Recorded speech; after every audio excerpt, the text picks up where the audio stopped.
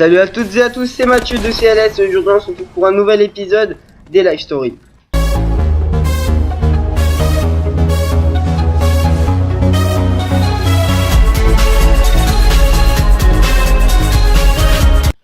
Donc aujourd'hui on va parler d'une histoire assez improbable. Donc c'est un jeune homme de 3 ans qui traverse la ville sur une mini-moto.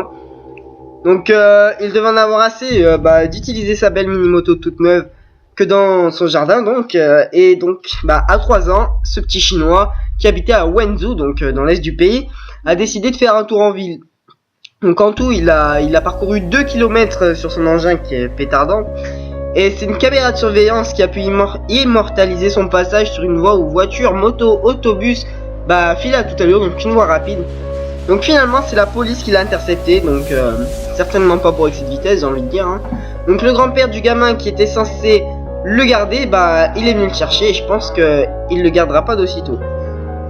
Donc pour la deuxième histoire, donc on va parler d'une jeune femme allemande de 47 ans qui a fait le buzz dans la presse.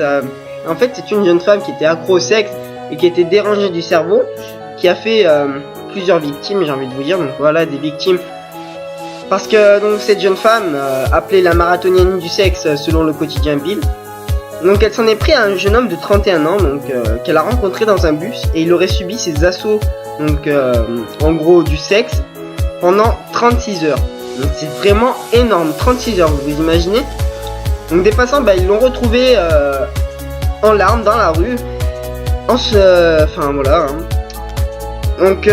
rendant à son appartement. Les policiers ils ont vu la marathonienne du sexe, et elle leur a proposé même à eux des rapports sexuels.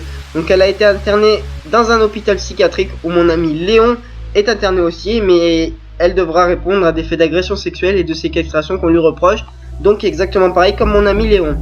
Donc voilà, merci d'avoir regardé cette vidéo, dédicace à Léon, Quentin et Thomas, et c'était Mathieu, à la prochaine.